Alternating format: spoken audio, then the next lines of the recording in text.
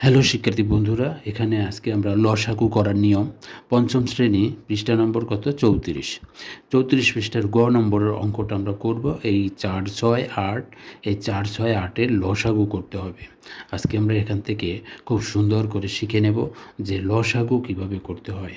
এমনভাবে শিখে নেবা যা আর জীবনে ভুলে যাবা না। তোমরা শিখে নাও লসাগু খুব সহজ, তোমরা চাইলেই শিখে নিতে পারো। এখানে আছে কি 4 6 8, এখানে এমন একটা সংখ্যা দিয়ে এই সংখ্যাগুলোকে ভাগ করতে হবে যাতে সবগুলোকেই ভাগ করা যায়।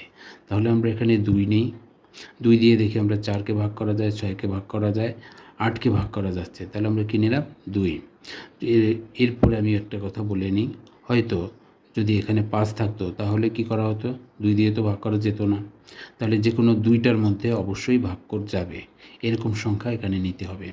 তাহলে আমরা এখানে দেখি 2 দ্বারা ভাগ করলে 3টাকেই ভাগ করা যাচ্ছে, তাই আমরা কি করলাম 2 দিয়ে ভাগ শুরু করলাম। তাহলে 2 দিয়ে ভাগ করলে 4কে, 2 2 হচ্ছে 4। এখন 2 দিয়ে আবার 6কে ভাগ করি, 2 3 6, এবং 2 দিয়ে 8কে ভাগ করি, 2 4 হচ্ছে 8। এখন আবার আমরা কি করব, 2 দ্বারা ভাগ করি। এখন আমরা দেখি 2 দ্বারা এই 2কে ভাগ করা যায়, 2 দ্বারা 4কে ভাগ করা যায়। তাহলে 3কে তো আর ভাগ করা যাচ্ছে না, কিন্তু তারপরে 2টা সংখ্যাতে ভাগ করা যাচ্ছে, অর্থাৎ 2 এবং 4কে ভাগ করা যাচ্ছে। তাই আমরা কি করব, 2 দ্বারা অবশ্যই ভাগ করে দিব। 2 দিয়ে 2কে ভাগ করলে 1, 2 দিয়ে 4কে ভাগ করলে হচ্ছে 2, অর্থাৎ 2 2 4।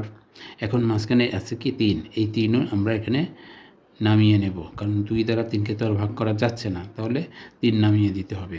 এখন আমরা দেখি এখানে 3 2 হচ্ছে কি মৌলিক সংখ্যা, অর্থাৎ এটাকে আর ভাগ করা যাবে না, যে এমন কোনো সংখ্যা নাই যে এই 3 এবং 2কে ভাগ করা যাচ্ছে। তাই আমরা কি করব, এই পাশের সংখ্যাগুলোকে আমরা কি করব, গুণ করে দিব। তাহলে আমরা এখানে লিখে নেব যে নির্ণেয় লসাগু, নির্ণেয় লসাগু। এখানে আমরা লিখে নেব নির্ণেয় লসাগু। এখন এখানে পাশের সংখ্যাগুলোকে কী করতে হবে, গুণ করতে হবে। 2 গুণ 2, আমরা এখানে লিখি 2 গুণ 2।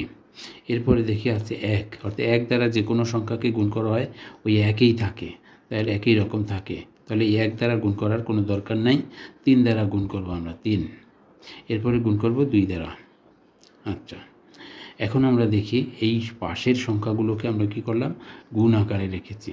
এখন আমরা এই সংখ্যাগুলোকে গুণ করলে নির্ণেয় লসাগু পেয়ে যাব। তাহলে এই 2 আর 2 হচ্ছে কত, 4।